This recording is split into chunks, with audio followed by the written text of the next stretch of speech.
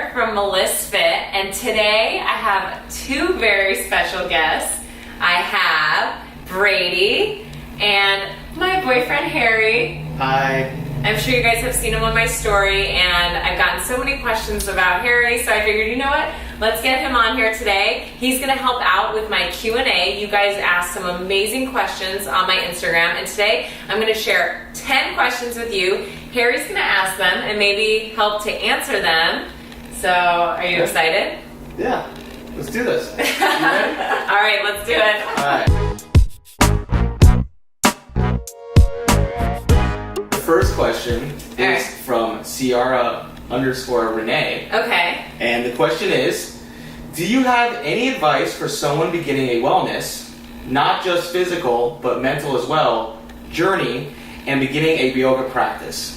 That's a great question. So I selected the 10 quickly, but I haven't had a chance to prepare, so this is off the cuff. In my opinion, in order to start any sort of a journey to wellness, physical well-being, and just starting a new leaf in terms of health and wellness, you really have to focus on yourself. So you have to be a little bit selfish, and that's something for a long time I didn't do. What I recommend is, eliminating any toxic people out of your life, cutting back on an activity or a job that doesn't make you happy, and adding more things into your life that make you happy. So a lot of the times we think, oh, I just need to lose weight, or I just need to get stronger, more flexible. But what we really need is to create a strong relationship with ourselves. And if you can do that, anything can come easy after that. So work on the relationship with yourself and focus on your mental well-being way before you can work on your physical well-being. Next question is from Melanie Weiner.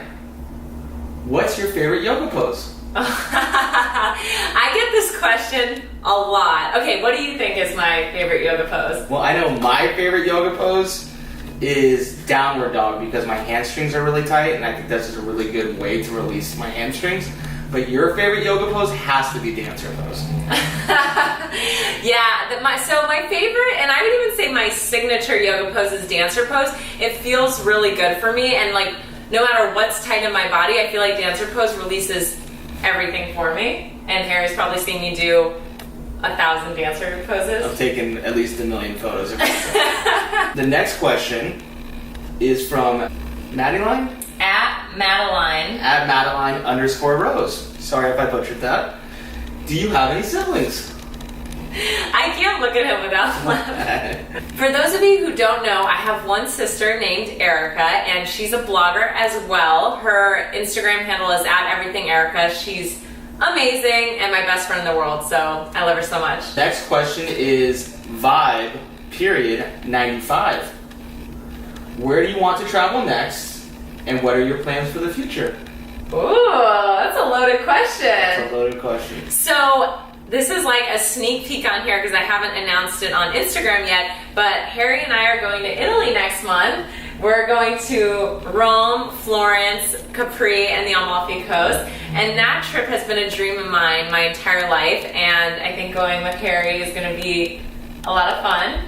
I hope so. But we're going to be together nonstop for 16 days? We travel really well together, so it's going to be such a great trip. And then this is another, I'm just spilling it all out today. I'm going to Bali in October for the first time, so I'm really, really, really excited about that. So a lot of travel plans. And what are my plans for the future? So I have a couple of things coming up I'm super excited about. The biggest thing I'm working on right now is an ebook for yoga, and that's all I'll tell about it, but I'm really, really excited to share it with you guys and just keep sharing my love of yoga and health and wellness with you. The next question is from Steph XOXO10.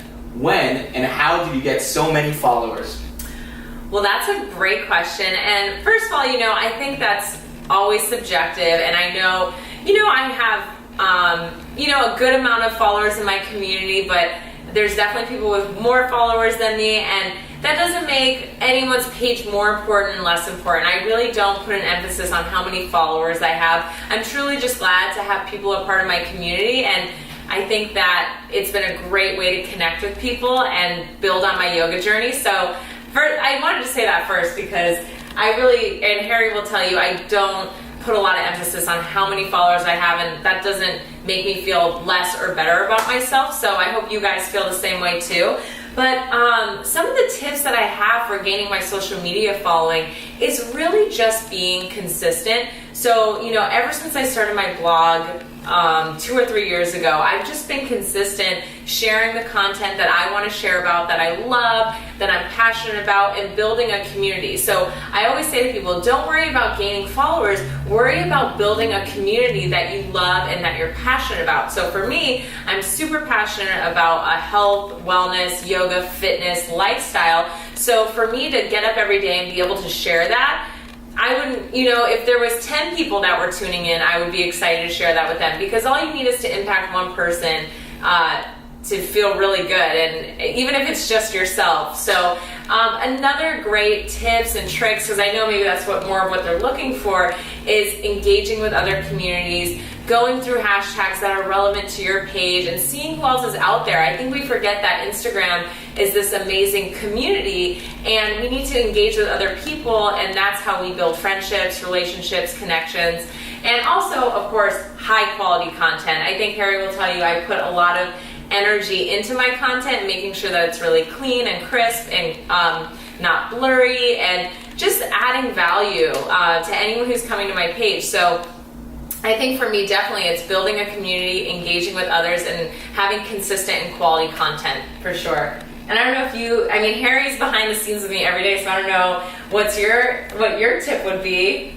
I don't have very many followers, but I think it's a good tip to really contribute and follow other people that you're interested in, and be active on their pages, and look for other things that interest you, and like their photo, comment, and try and engage in other pages that you're interested in. I think that's a really good tip. Yoga brand, let me start that over. Ooh. Did Brady just lick the screen? I think he might have.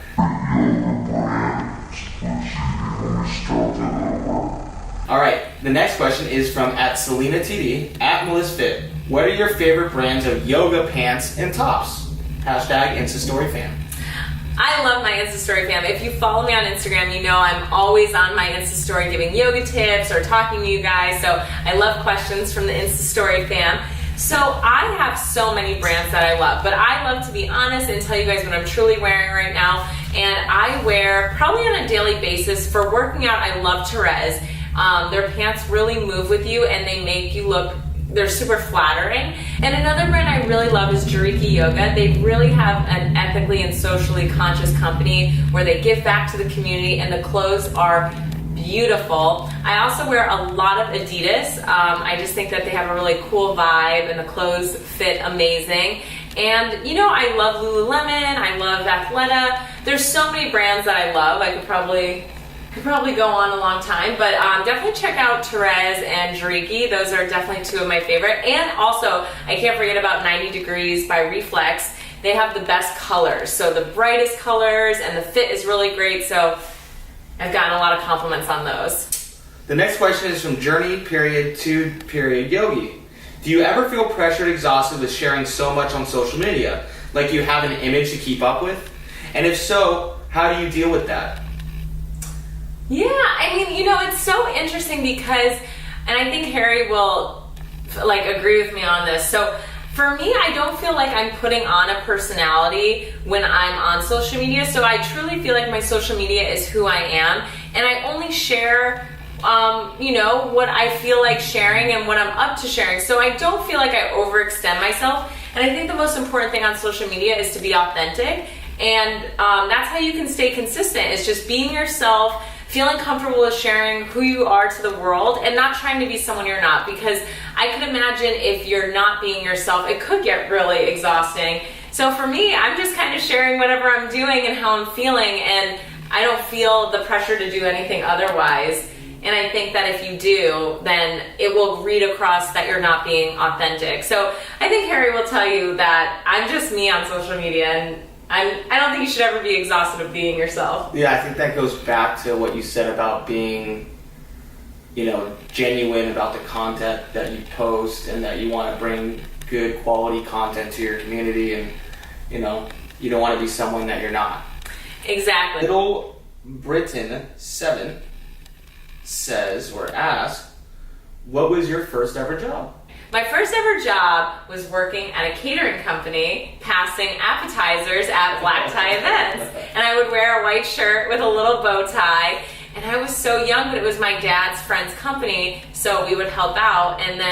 But my first real job that wasn't helping out a family friend or something was working a few jobs in the mall. So I worked selling men's fragrances at Macy's. And I worked in Jessica McClintock in the mall, and I also worked at Aldo. So I kind of did the retail loop, and I love working retail because I love talking to people. So I even worked at a boutique my whole college career selling clothes. So I love retail, and I think that's probably what I would do otherwise. Is it Goyi? Oh, that's fun. At Goyi. At Goyi. Hi, Melly. Hi. Hi, Melly. I'm thinking about doing the yoga instructor course, and I wanted to know more about it. How long does it take? Can you do it even if you're not very flexible or advanced in yoga? Does it take your yoga practice to the next level? Thank you so much. That is such a great question. And a lot of people do yoga teacher training who don't want to teach. They do it just to learn more. So that answers one of the parts of the question is, of course you can just do it to deepen your practice and to understand more. I wasn't really sure where my head was at when I did yoga teacher training. Was I going to teach permanently? Was I going to do privates? So, excuse me. So for me, I definitely feel you can do whatever you want with the knowledge you learn in yoga teacher training. There's so many different types of yoga teacher training programs. So what I would recommend, and I think what most programs recommend, is to practice for a few years before you go. So I would say a beginner yogi, if you're just starting out at yoga, you may want to take some classes first and explore all different types of yoga before you decide on a teacher training program.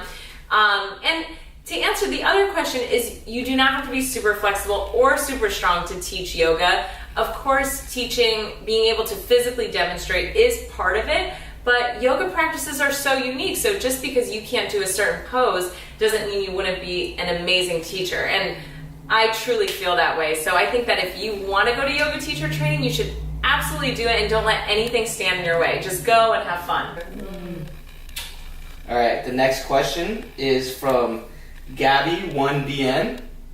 And the question is, for me, flexibility is not an issue, but I find myself having a hard time holding positions and staying in that moment.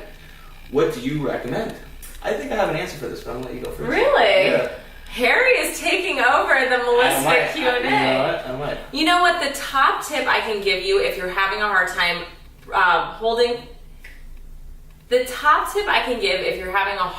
holding a pose is breathing. Breathing is one of... I was going to say that, I swear. Yeah? That was going to be my answer, breathing. Harry's learned so much about yoga.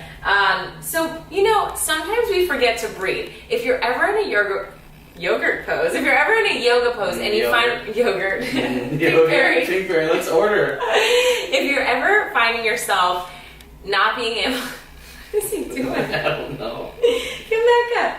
If you ever find yourself not being able to hold a yoga pose, check in with yourself that you're breathing first. So we need to learn to breathe through the difficult moments in our life. So if something starts to burn physically, mentally, you may be able to push through that if you breathe, if you stay present, and you focus on holding that pose. So I think we too easily give up where we can really mentally push past things. But also practice, and don't be hard on yourself if you can't hold a pose. Everything takes time and practice. And I would say if you're having a really hard time holding something, practice every day or every other day. Take 15, 20 minutes to dedicate to that pose, and you'll see a difference in a month for sure. All right, well, those were the 10 questions that were selected today. We're definitely going to keep answering questions and do another Q&A, so make sure to leave questions below that you would want to see. And if you like this video, make sure to like, comment, share, subscribe to my channel. I want to make sure you never miss a MelisFit video. And also, if you want Harry in more videos, let him know. You can find him at H_Matrono, and you can find me at